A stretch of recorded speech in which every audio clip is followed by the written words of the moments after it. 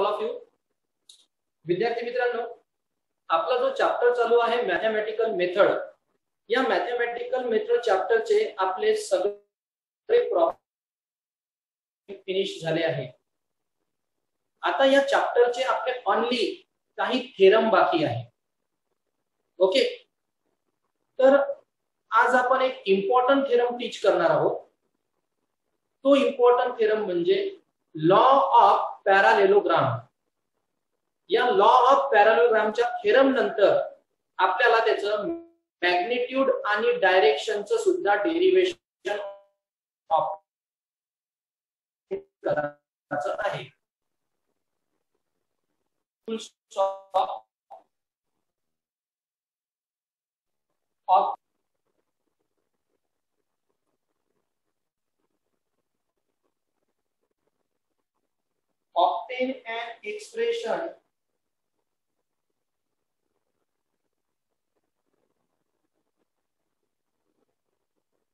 Obtain an expression for the resultant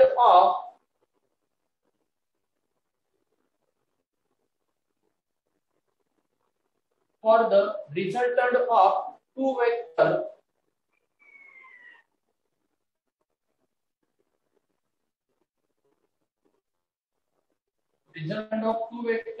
and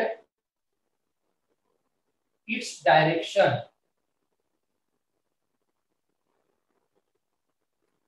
Resultant of and its direction. Statement लिहा. Statement लिहिल्यानंतर हे जे दोन वेक्टर आहे, या दोन वेक्टर पासून जो आपला रिझल्टंट फॉर्म झाला आहे, दोन वेक्टर पासून जो आपला काय फॉर्म झाला, रिझल्टंट, त्या रिझल्टंटचं डेरिव्हेशन काढा आणि त्यानंतर त्याचं डायरेक्शनचं डेरिव्हेशन काढा, असा आपला क्वेश्चन आहे. आता विद्यार्थी मित्रांनो, जेव्हा आपण याचं सोल्युशन लिहू, तर सोल्युशन मध्ये सगळ्यात पहिले काय येणार, थोडं केअरफुली लक्ष द्यायचं. बघा, इथं आपण दोन वेक्टर घेतले. एक घेतला ओ ए बार, एक वेक्टर घेतला ओ बी बार. एक वेक्टर ओ ए घेतला, एक वेक्टर ओ बी घेतला. ओ ए ला आपण डिनोट केलं पी बारनी, ओ बी ला डिनोट केलं क्यू बारनी. ओके, त्यानंतर हे जे दोन आपले वेक्टर होते, या दोन वेक्टर मधून आपण रिझल्टंट ड्रॉ केला आहे. बट जो आपला रिझल्टंट आहे तोच या पॅरालेलोग्रामचा डायगोनल आहे. बरोबर, या दोन वेक्टरचा जो काय आहे रिझल्टंट, तोच या पॅरालेलोग्रामचा काय आहे डायगोनल. तर आपलं स्टेटमेंट काय होणार, if the two vector represent graphically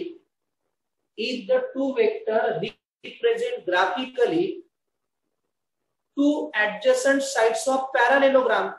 हे जे दोन वेक्टर आहे ओ ए ओ बी, हे काय रिप्रेझेंट करत आहे, ऍडजसंट साइड ऑफ पॅरालेलोग्राम. एक ही साइड एक ही साइड करत आहे रिप्रेझेंट. दोन वेक्टर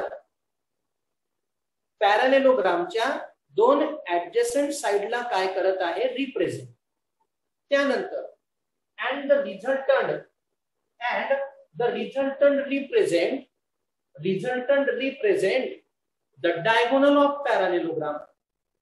सिंपल स्टेटमेंट आहे विद्यार्थी मित्रांनो. दोन वेक्टर रिप्रेझेंट करतात साइड ऑफ पॅरालेलोग्राम.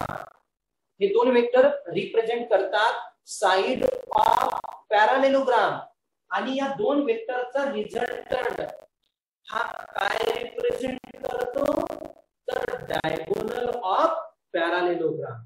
ओके, सर्वात आधी तुम्ही पहिले हे डायग्राम ड्रॉ करा fast.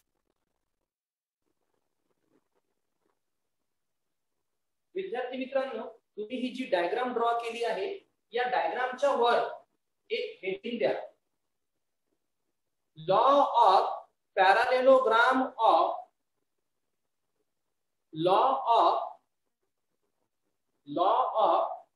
parallelogram of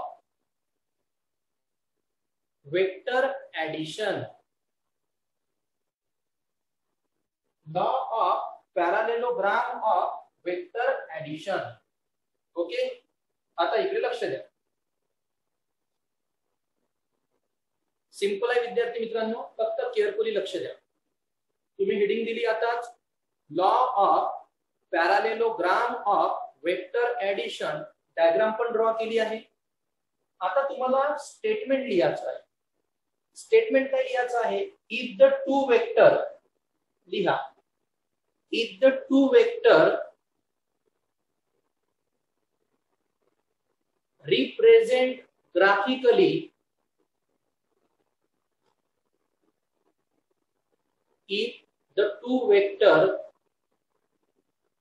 represent graphically by two adjacent sides of parallelogram, by two adjacent sides of parallelogram,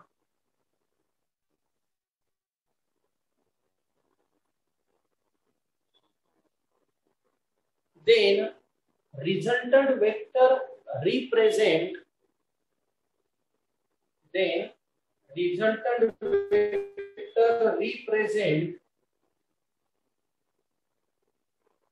diagonal of parallelogram.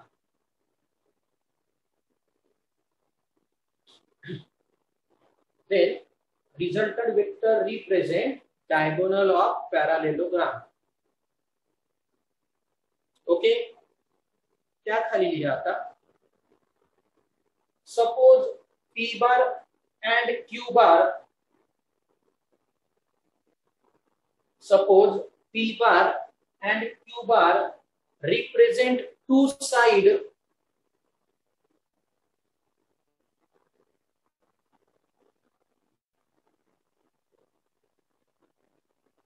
P bar and Q bar represent two side OA and OB.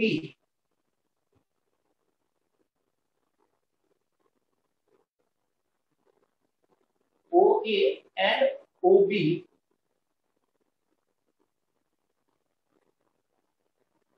Okay, त्याखाली let theta be the angle. हा theta दिसत आहे तुम्हाला?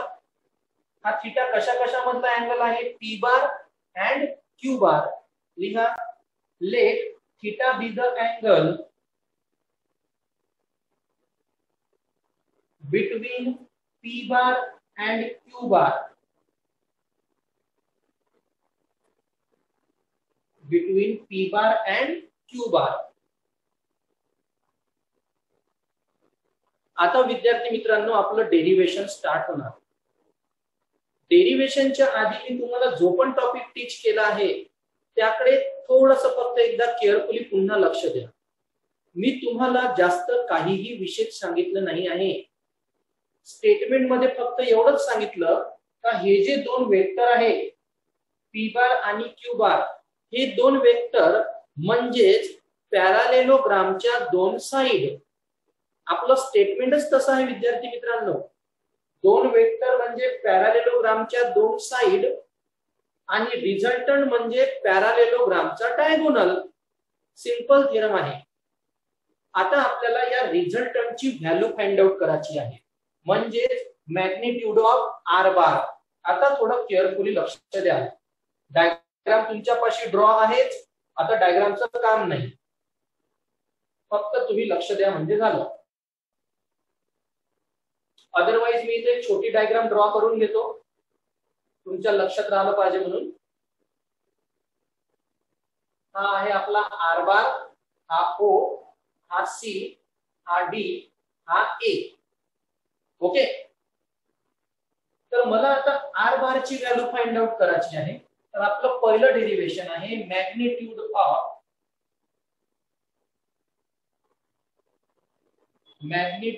Of R बार. आता R बार ची जर मला value find out करायची आहे विद्यार्थी मित्रांनो, मला ट्रायंगल कोणता कन्सिडर करायला लागणार? OCD. So in triangle OCD in triangle OCD काय येणार रे OC स्क्वेअर पायथागोरसचा थेरम अप्लाय करू OC square equal to OD square okay OD square plus CD square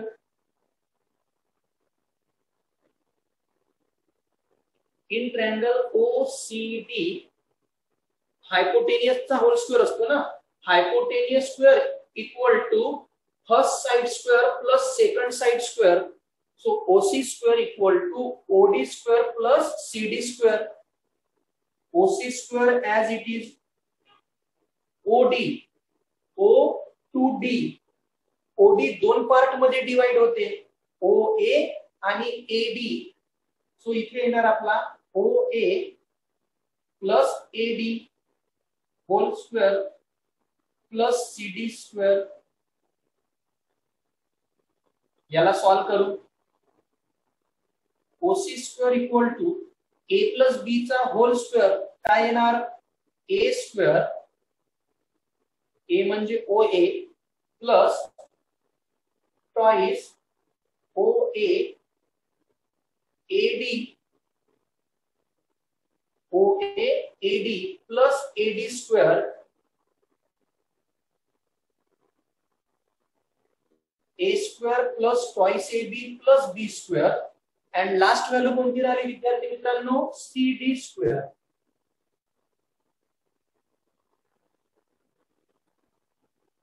okay right down this fast विद्यार्थी मित्रांनो तुम्ही हे जे इक्वेशन फाइंड आउट केलं आहे या इक्वेशनला आधी इक्वेशन नंबर 1 कन्सिडर करून घ्या म्हणजे मला व्हॅल्यू पुटअप करायला इझी जाणार आता पुन्हा एकदा आपल्याला डायग्रामचं काम आहे डायग्राम कडे पुन्हा लक्ष द्या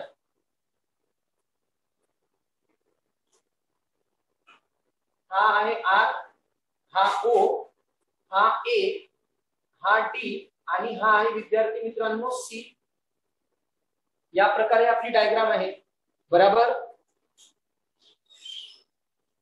आता इकडे लक्ष द्या OA ची व्हॅल्यू आपल्याला माहित आहे P बार आहे बट AD ची व्हॅल्यू आपल्याला माहित आहे का नाही त्याचप्रमाणे CD ची पण व्हॅल्यू माहित आहे का नाही मग आधी आपण काय करू आता AD आणि या CD ची व्हॅल्यू फाइंड आउट करू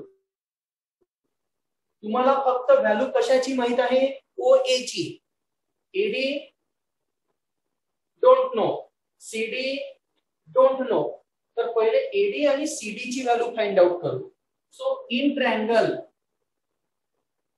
ACD इन ट्रायंगल ACD आता केअरफुली लक्ष द्या इन ट्रायंगल ACD जर विद्यार्थी मित्रांनो हा ACD ट्रायंगल आहे